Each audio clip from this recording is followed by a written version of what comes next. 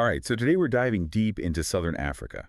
We're going to explore Mwamba Agri, a social enterprise trying to really shake things up in the agricultural world. We've got some really interesting stuff to unpack here. Company descriptions, a CEO application that's got me hooked, even a whole separate personal profile. It's going to be a wild ride. You know, the connections between all these documents are pretty fascinating. It's like we're putting together a puzzle, and with each piece, we're getting a clearer picture of this emerging story. A story about innovation and impact in African agriculture. Definitely feels like we're about to uncover something big. So let's kick things off with Mwamba Agri. They describe themselves as a catalytic social enterprise, which sounds pretty fancy, right? But basically it means they're not just about profits. They're all about driving real, meaningful change. Yeah, it's more than just a catchy slogan, that's for sure. It speaks to their ambition, you know. Mwamba Agri really wants to empower smallholder farmers, entire communities even, to become financially stable.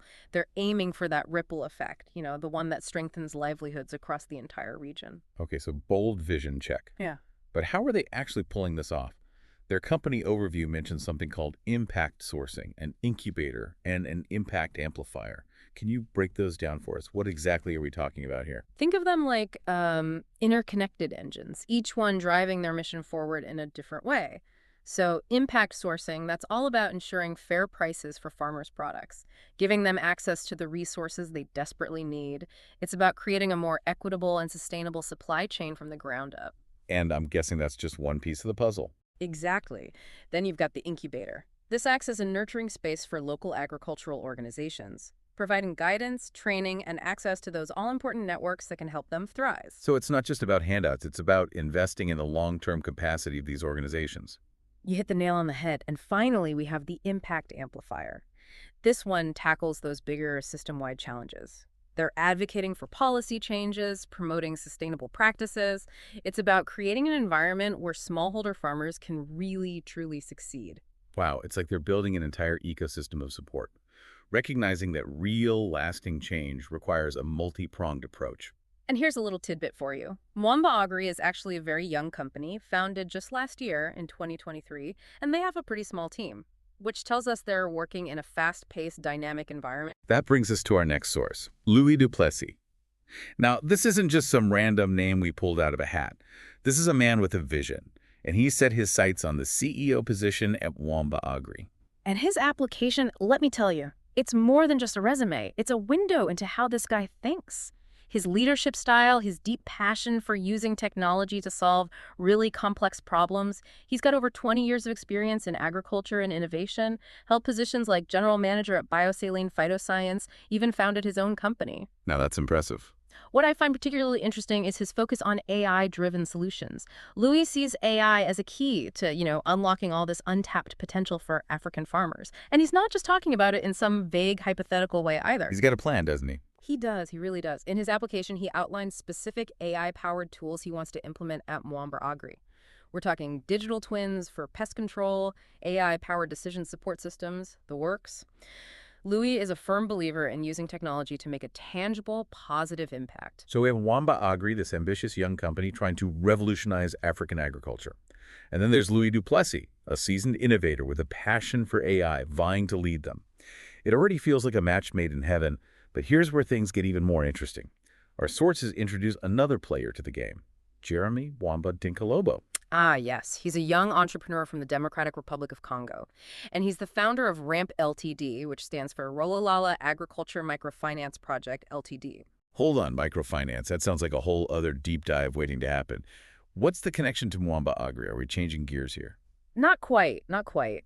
While RAMP LTD might seem a million miles away from AI and digital twins, their mission is surprisingly similar to what Mwamba Agri is trying to achieve.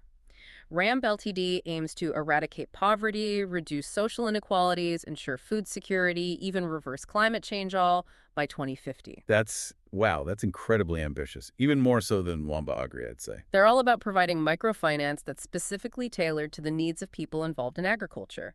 They believe that by doing so, they can create this ripple effect that transforms entire communities. It's about empowering individuals, fostering economic growth, and building a more sustainable future for everyone. Okay, I'm starting to see the connection here. Both organizations are clearly passionate about transforming African agriculture, but they're approaching it from different angles. And it has me wondering, could there be a way to bridge these two worlds?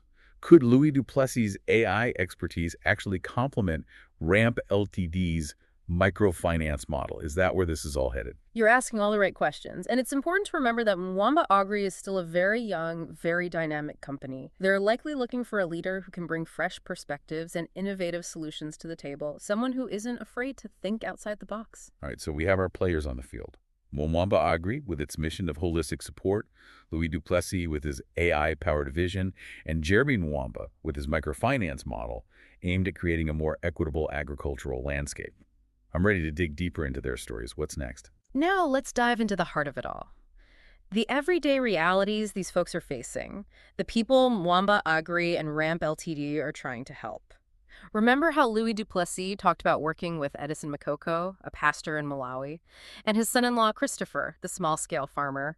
Those experiences, they give us a real glimpse into just how complex smallholder farming is in that part of the world. Yeah, it's one thing to talk about challenges in some abstract way, Yeah. but hearing about real people like Edison and Christopher, it makes it real, you know what I mean? Absolutely, and Louis Duplessis gets that, which is huge. One of the biggest hurdles he ran into was fertilizer costs. They're through the roof. Imagine being a farmer, depending on the weather, the harvest, your whole livelihood is on the line. And then bam, fertilizer prices go haywire, and you need that stuff to grow anything. It's like a double whammy, right? Smaller harvests mean less money for the farmers, which makes it even tougher to afford the fertilizer they need to, actually improve those harvests. Exactly, a vicious cycle, and that's just one example. Another thing Louis Duplessis saw firsthand was the lack of education, information, especially for these smallholder farmers. Think about it, keeping up with farming techniques, market trends, even knowing how to handle a sudden pest infestation. It all boils down to having good information. You're telling me knowledge is power. Without it, these farmers are fighting an uphill battle, that's for sure. And sadly, in those remote farming communities, getting that knowledge is a whole other challenge. Right, traveling to workshops, internet access, literacy programs, it's a lot to overcome. Exactly, that information gap can be a huge roadblock. It's like they're stuck, held back by things beyond their control. Unfortunately, yeah, that's often the case. And then, of course, there's corruption. Ah, yes. The elephant in the room. It's a thorny issue, no doubt. But we can't ignore how much corruption impacts these farmers. Undermines the efforts of organizations like Mwamba Agri, who are genuinely trying to help. Unfair regulations, land ownership issues, exploitation. It's a lot for anyone to deal with. It's pretty disheartening to think about all these obstacles, to be honest. But I guess that's what makes Mwamba Agri's mission all the more important, right? So where does AI fit into all of this? How can something as, technical as artificial intelligence tackle these really human, really complex problems? That's where Louis Duplessis' vision comes in. And it's pretty exciting. He doesn't shy away from these challenges. He sees AI as a way to tackle them head-on. Take those fertilizer costs we talked about. Louis proposes AI-powered precision farming to help farmers use fertilizer more effectively. Okay, now that has my attention. AI-powered precision farming. What is that exactly? Picture this. A system that analyzes real-time data from the farmer's fields, soil conditions, weather patterns, even the health of individual plants. All that data gets crunched by AI algorithms, right? And it gives the farmers personalized recommendations. When to use fertilizer, where, how much to use. So no more one-size-fits-all approach. It's all tailored to each farm's unique situation. Bingo. And the benefits are huge. Farmers can potentially cut costs, reduce waste, and lessen the environmental impact. It's a win-win all around. But it's bigger than just fertilizer. Louis also sees AI as a way to bridge that information gap we were talking about. Okay, now this is what I'm talking about. Connecting those farmers who are isolated, lacking information, with the knowledge they need. Tell me more. I'm all ears. Imagine a farmer way out in a remote village only has a basic cell phone. Suddenly, they've got a world of agricultural information right at their fingertips. Real-time alerts about pest outbreaks in their area, planting advice based on super localized weather forecasts. They can even connect with markets to get the best prices for their crops. It's like giving them this direct line to the knowledge and resources they desperately need, exactly when they need them. Precisely. That's the beauty of AI. It's not just algorithms and data, it's about empowering people, making information accessible to everyone. And that's where Mwamba Agri's commitment to diversity and inclusion really stands out. Diversity? How does that tie in? Remember that bit in their job ad about wanting a team that reflects the communities they serve? That tells me Mwamba Agri understands that success isn't just about technology, it's about implementing it thoughtfully, making sure it's sensitive to local contexts, respectful of different perspectives. Well, it's about walking the walk, not just talking the talk. You got it. It's about recognizing that real, sustainable solutions come from listening to the people who are most affected. Making sure everyone has a seat at the table. This is great. We've covered a lot.